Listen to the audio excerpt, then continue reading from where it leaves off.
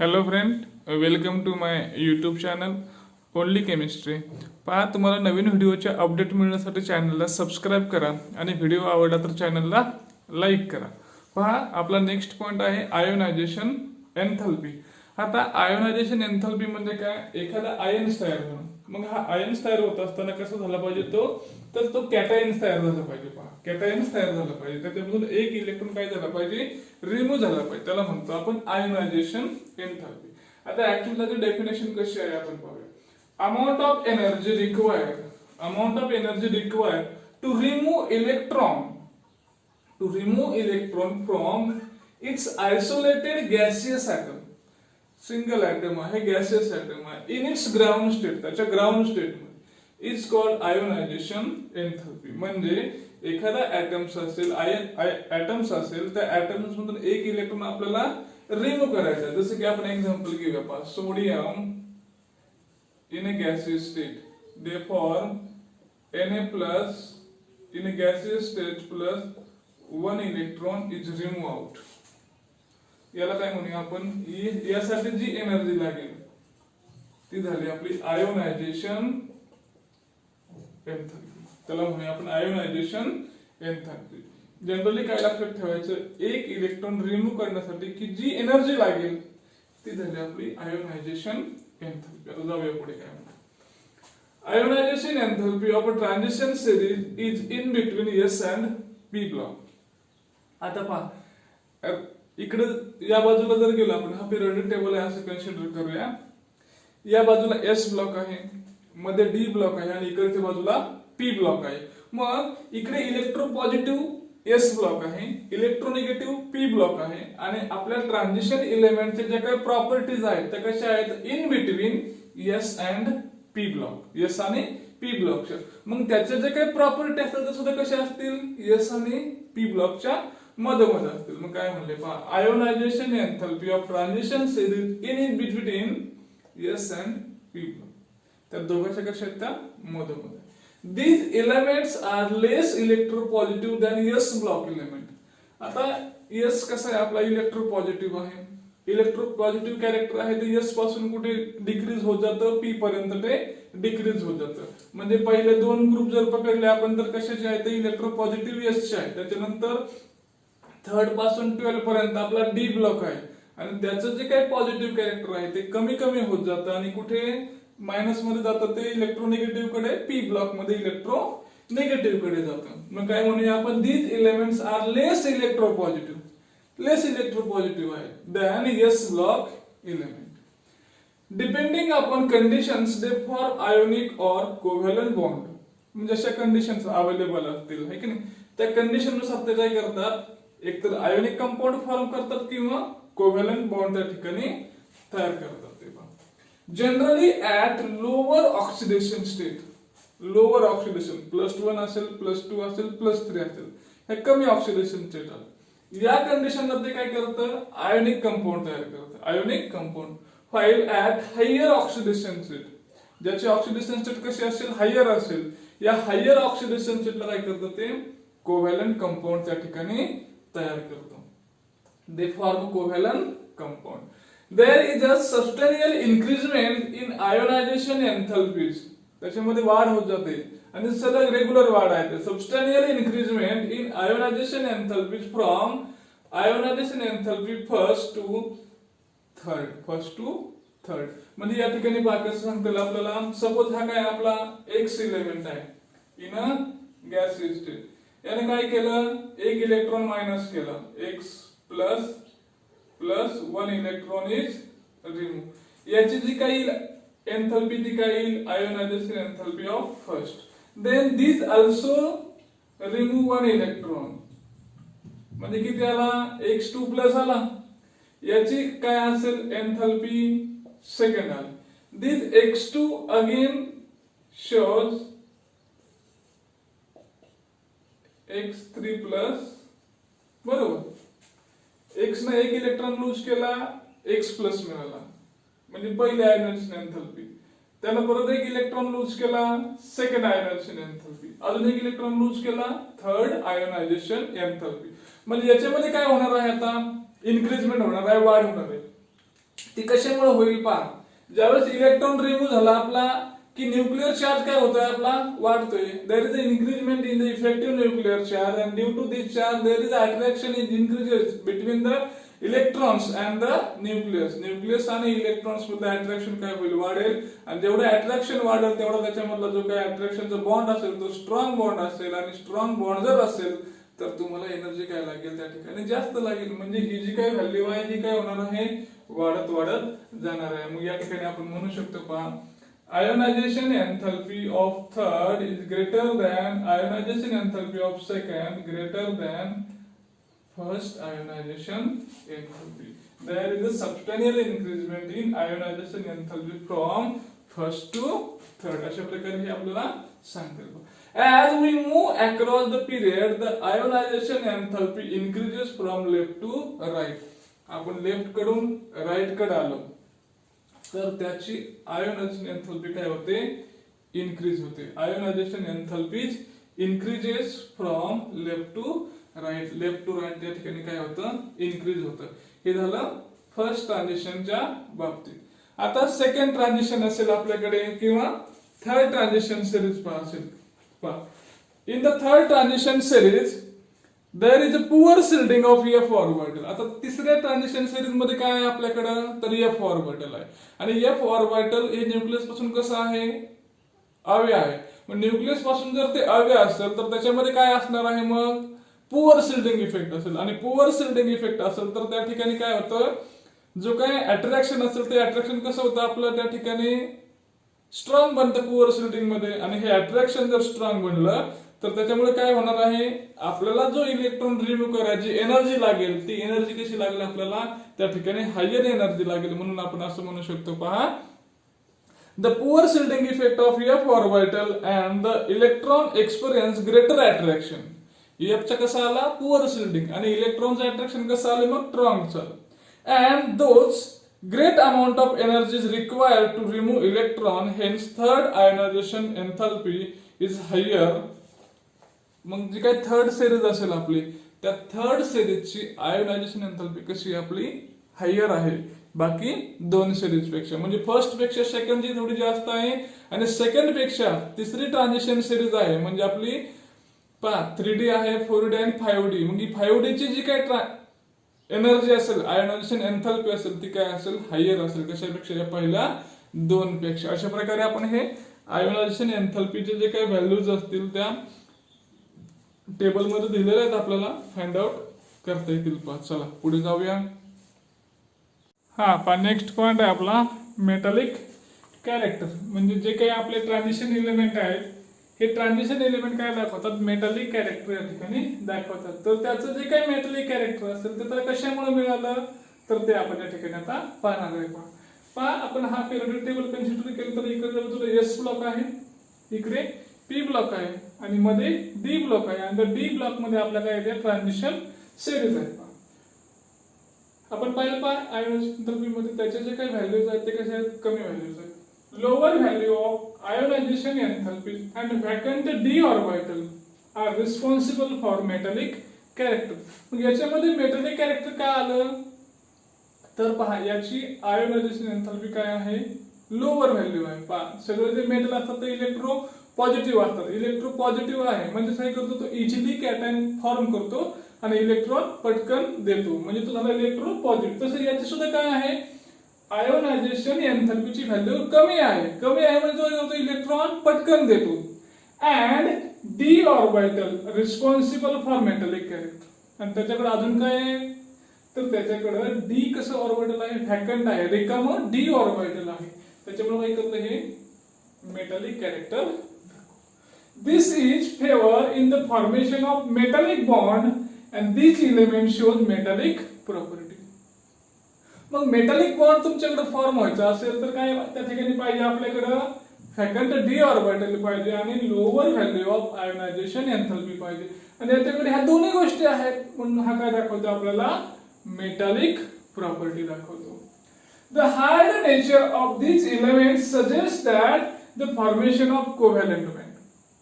मग covalent bond ज्यावेळेस form होतो त्यावेळेस त्याचे काही स्ट्रक्चर बनतं ते स्ट्रक्चर एकतर बनतं हेक्सागोनल क्लोज पॅकिंगचं बनतं, नंतर क्युबिक क्लोज पॅकिंग बनतं किंवा बीसीसी टाईपचं स्ट्रक्चर बनतं. आणि ते जे स्ट्रक्चर असेल ते कसं असतं, हार्ड असतं.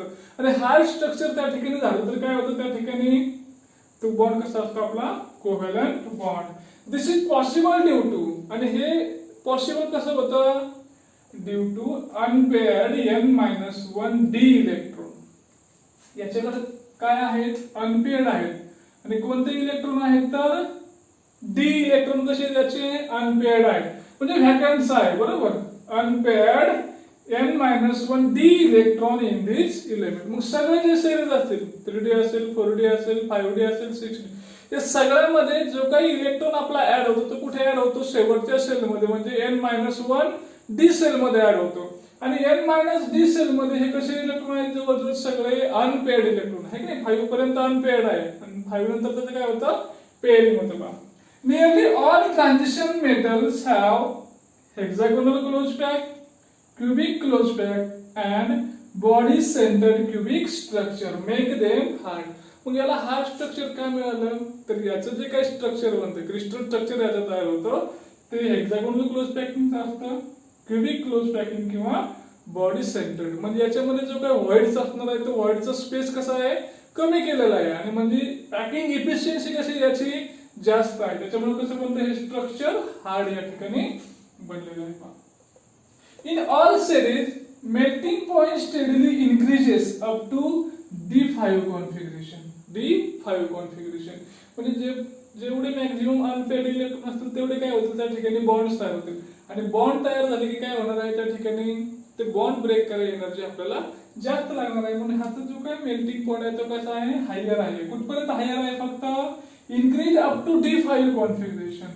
Chromium, MO and tungsten shows highest melting point in their series. मग हे जे काही तीन एलिमेंट आहेत 3D, 4D आणि 5D मध्ये, हे काय दाखवतात, हायेस्ट मेल्टिंग पॉइंट दाखवतात. त्याची जी काही सिरीज असेल, म्हणजे 3D मध्ये हा दाखवेल, 4D मध्ये, 5D मध्ये, अशा प्रकारे याचा जो काही मेल्टिंग पॉइंट असणार आहे तो कसा असणार आहे, त्याची जी काही सिरीज असेल त्या सिरीज मध्ये तो मॅक्झिमम व्हॅल्यू त्या ठिकाणी असणार. After that with increase in atomic number melting point decreases. आणि नंतर काय होतं, त्या ठिकाणी इलेक्ट्रॉनचं पेअरिंग व्हायला सुरुवात होते. आणि इलेक्ट्रॉनचं पेअरिंग झालं तर आपल्याला अनपेअर्ड इलेक्ट्रॉन शिल्लक राहील का, शिल्लक राहणार नाही. आणि मग शिल्लक जर अनपेअर्ड इलेक्ट्रॉन राहणार नाही तर त्या ठिकाणी तो कोव्हॅलंट बॉन्ड फॉर्म करणार नाही. आणि कोव्हॅलंट बॉन्ड फॉर्म नाही केला तर ते स्ट्रक्चर हार्ड बनणार नाही. आणि हार्ड नाही बनलं तर त्याचा मेल्टिंग पॉइंट काय होणार आहे, डिक्रीज या ठिकाणी होणार आहे. असे त्याचे काय आहे, मेटॅलिक कॅरेक्टर्स आहेत. मेटॅलिक कॅरेक्टरला काय रिस्पॉन्सिबल आहे, तर lower value of ionization enthalpy and vacant D orbital. या गोष्टी याच्याकडे असतील तर तो काय दाखवतो, आपल्याला मेटॅलिक कॅरेक्टर दाखवतो. Otherwise it does not show the metallic character. आणि ह्या मेटॅलिक कॅरेक्टर मध्ये त्याचं जे काही स्ट्रक्चर हार्ड बनतं, ते हार्ड स्ट्रक्चर बनण्यापाठीमागे काय आहे, आपल्याकडचे अनपेअर्ड n-1 d इलेक्ट्रॉन्स असतील ते d इलेक्ट्रॉन या ठिकाणी रिस्पॉन्सिबल आहे. अशा प्रकारे याचे जे काही मेटॅलिक स्ट्रक्चर असेल, त्याच्या प्रॉपर्टीज असतील, या आपल्याला या ठिकाणी सांगता येतील. चला पुढे जाऊया. पहा नेक्स्ट पॉइंट आहे आपला आता मॅग्नेटिक प्रॉपर्टीज. म्हणजे इलेमेंटच्या मॅग्नेटिक प्रॉपर्टीज आपल्याला काय सांगतात त्याबद्दल आपण पाहूया. काय म्हणतात, magnetic properties is due to unpaired electron.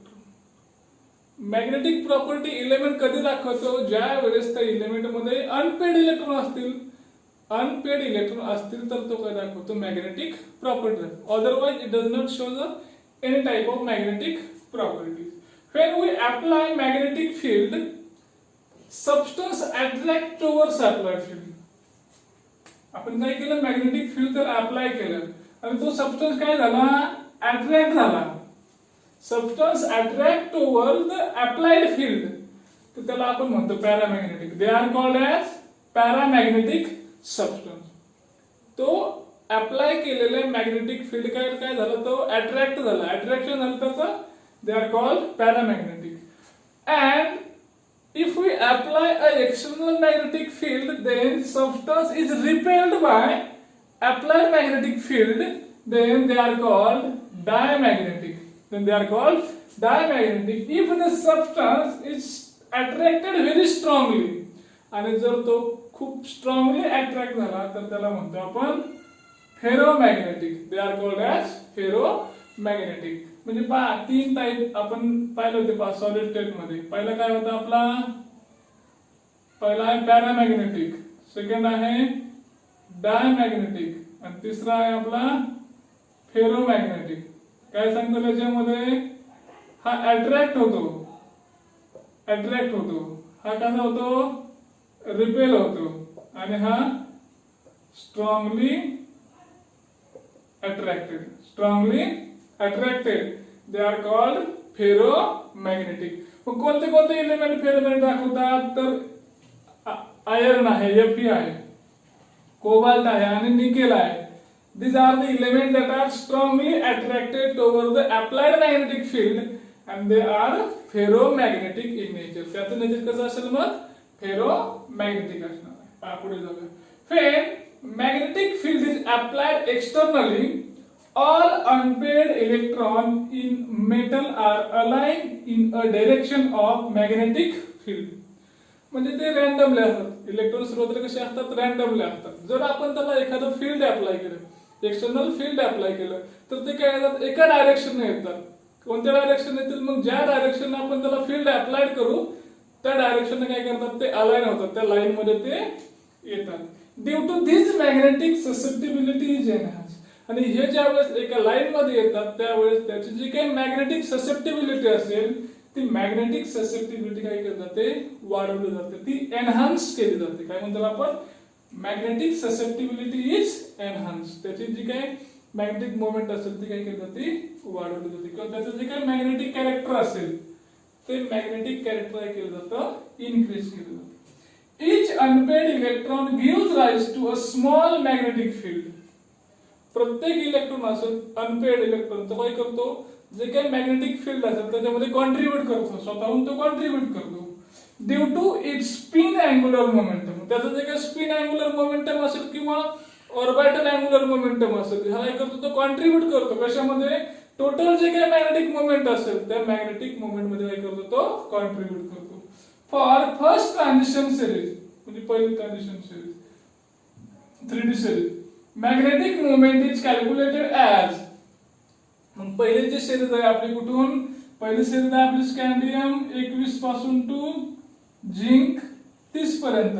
He G series असेल, या सिरीजचं जी काही मॅग्नेटिक मोमेंट आपण त्याला म्यू न दाखवतो, symbol magnetic moment mu is equal to root N into bracket n plus 2 Bohr magneton. हे बीएम काय आहे, तर हे भोर मॅग्नेटॉन आहे. भोर मॅग्नेटॉन. मग जी काय मॅग्नेटिक मोमेंट असेल ती कशामध्ये मोजतो आपण, भोर मॅग्नेटॉन मध्ये मोजतो.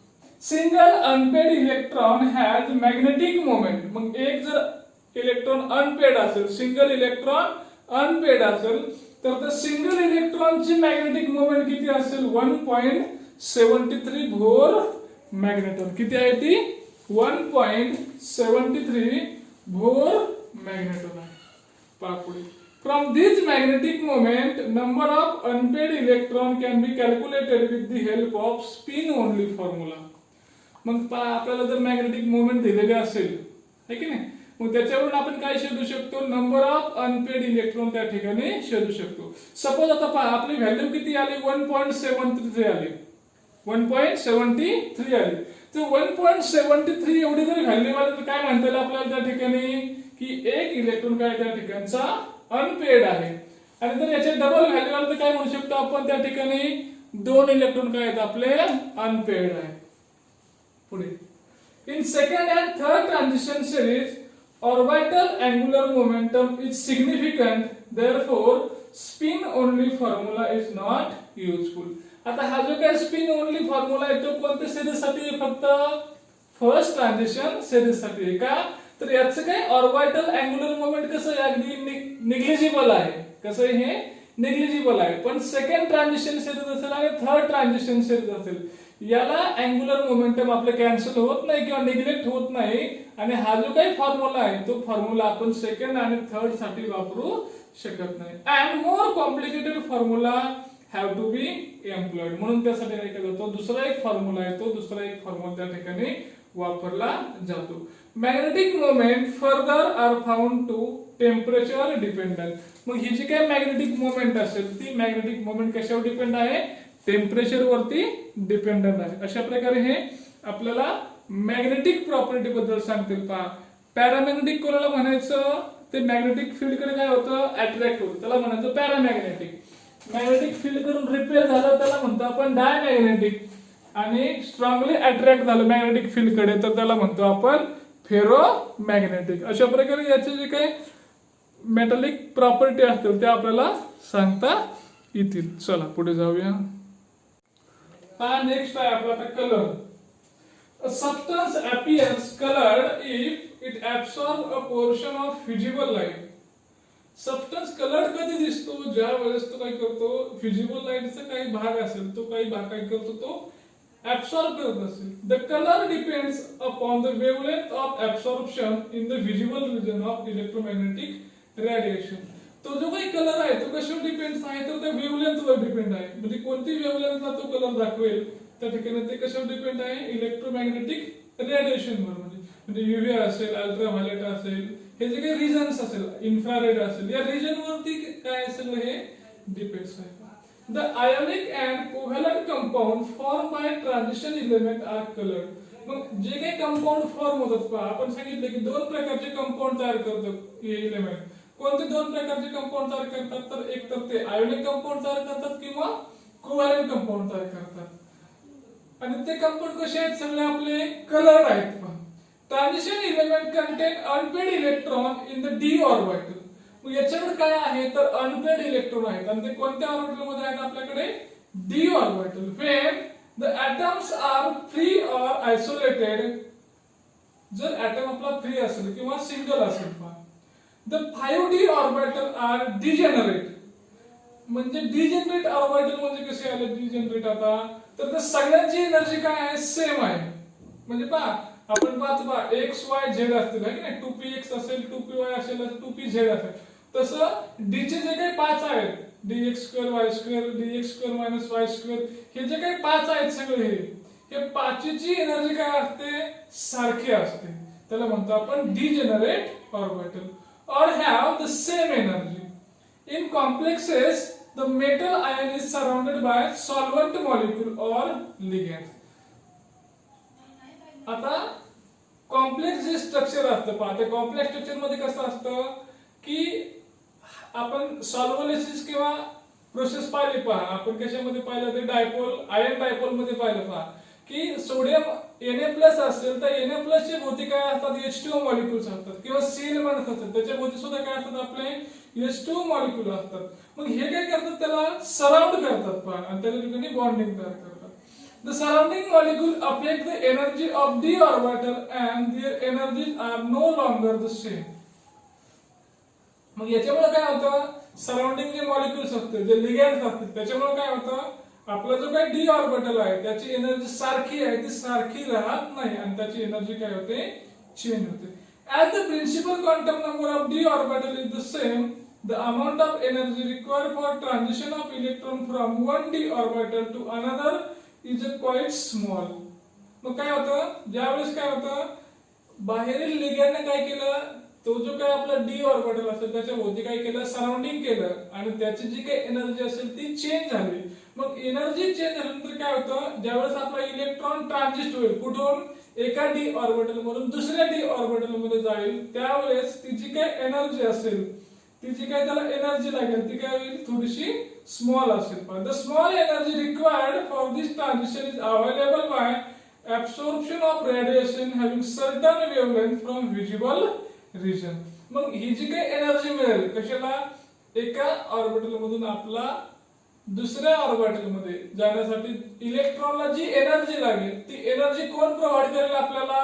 तर ती एनर्जी आपल्याला रेडिएशन पासून मिळते. पहा, remaining light is transmitted and observed color of the compound correspond to complementary color of light observed. मग यातली थोडी एनर्जी काय केली जाते? इलेक्ट्रॉन ट्रान्समिट होण्यासाठी वापरली जाते आणि बाकीची काही एनर्जी असेल ती काय केली जाते? त्या ठिकाणी कलर्ड कंपाऊंड म्हणून आपल्याला पाहायला मिळते. पहा, that means if red light is absorbed then the transmitted light contain excess of other colours in the spectrum.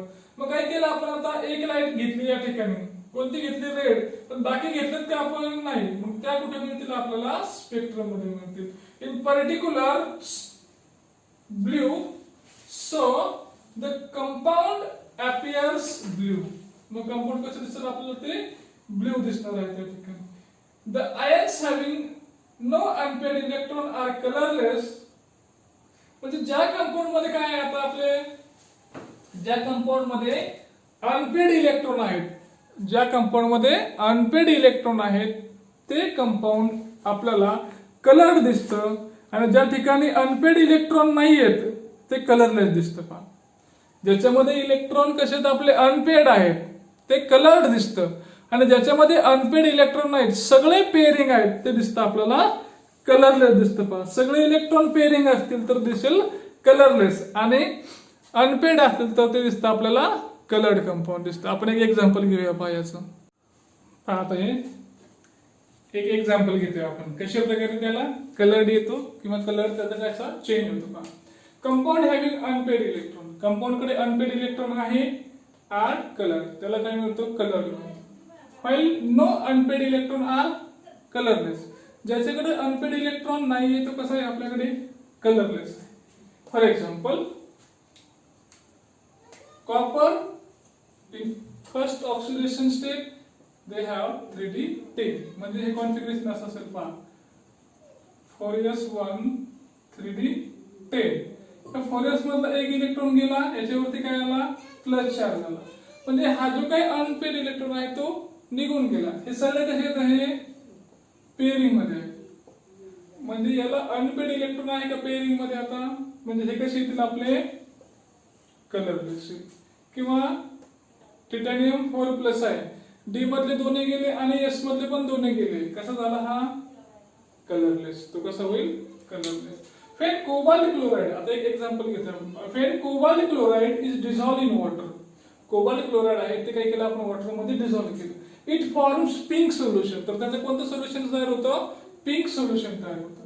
Of a complex, complex कोणतं सोल्युशन तयार झालं पिंक कलर, आणि कोणतं कॉम्प्लेक्स तयार झालं तर CO, हा कोबाल्ट आहे आपल्याकडे, आणि H2 काय आहे ही लिगँड आहे, H2 काय आहे लिगँड आहे, विच हॅव ऑक्टाहेड्रल जिओमेट्री. मग याची जी काही जिओमेट्री आहे ती कशी असेल आपली ऑक्टाहेड्रल असेल. म्हणजे सेंट्रली जर आपण कोबाल्ट घेतला तर या बाजूला सगळ्या बाजूला काय असेल ह्या H2 चे लिगँड्स असतील. पहा, आणि याचं जे काही स्ट्रक्चर असेल ते कसं असेल आपल्याला ऑक्टाहेड्रल स्ट्रक्चर त्याचं मिळेल. But this solution is treated with concentrated HCl. म्हणजे हे जे काही सोल्युशन आहे याला काय केलं आपण ट्रीटमेंट केली, याच्यावर काय केलं त्याच्यामध्ये टाकलं concentrated HCl. It turns deep blue, म्हणजे याचा जो काही पिंक कलर असेल, हा जो काही पिंक कलर असेल तो चेंज होऊन काय झाला तो डीप ब्ल्यू झाला. The change in colour is due to formation of another complex. मग हा कलर चेंज झाला तो कशामुळे झाला तर त्या ठिकाणी अजून एक कॉम्प्लेक्स काय झालं तयार झाला, आणि ते कॉम्प्लेक्स कोणता असेल तर ते आहे cobalt tetrachloride 2- which has a tetrahedral structure. आणि याचं स्ट्रक्चर कसं असेल मग हे, तर याचं स्ट्रक्चर आहे पहा हे टेट्राहायड्रल स्ट्रक्चर असतील, 4 बॉन्ड असतील, आणि ऑक्टाहेड्रल मध्ये 6 या ठिकाणी आहे. अशा प्रकारे ही रिएक्शन पाहतात आपल्याला. पहा पहिलं कॉम्प्लेक्स कसं आहे आपलं हे, तर याचा कलर आहे पहा पिंक कलर आहे, याच्यावरती काय केलं आपण कॉन्सन्ट्रेटेड HCl ची ट्रीटमेंट केली, तर याचा कलर कसा झाला आपल्याला डीप ब्ल्यू कलर झाला. मग याच्यावरून आपल्याला असं सांगता येईल की पहा या कॉम्प्लेक्सला काय मिळतो कलर मिळतोय, कॉम्प्लेक्सला कलर मिळतोय. हा कलर कशामुळे मिळतो तर याच्या पाठीमागे 4 गोष्टी आहेत. पहा कंपाऊंडला कलर कशामुळे मिळतो याच्या 4 गोष्टी आहे, आपण त्या ठिकाणी पाहूया. पहा हा जो काही कलर आहे तो 4 गोष्टीवरती डिपेंड्स आहे. त्या कंपाऊंडला कलर काय येतो आणि ते कंपाऊंड कलर का असतात. तर पहा the colour of transition metal is ion is due to, त्याला कलर काय म्हणतात प्रेझेन्स ऑफ अनपेड इलेक्ट्रॉन. त्याच्याकडे काय पाहिजे अनपेड इलेक्ट्रॉन प्रेझेंट पाहिजे, त्याच्यामध्ये काय असलं पाहिजे डीडी ट्रान्झिशन असलं पाहिजे. मग हे डीडी ट्रान्झिशन कसं आहे पहा या ठिकाणी, तर आपले जे काही डिजेनरेट ऑर्बिटल्स असतात ते 5 डिजेनरेट ऑर्बिटल्स असतील, तर या 5 डिजेनरेट ऑर्बिटल मध्ये ज्या वेळेस एनर्जी चेंज होईल म्हणजे या ठिकाणाहून इकडे इलेक्ट्रॉन शिफ्ट होतील आपले, त्यावेळेस काय होईल, त्याची जी काही एनर्जी त्या ठिकाणी तो ऍब्सॉर्ब करेल ती एनर्जी काय होईल, ते ट्रान्झिशन, त्याचं काय झालं, डीडी ट्रान्झिशन. आणि पुढे आहे काय आहे आपला, nature of ligands attach to metal ion.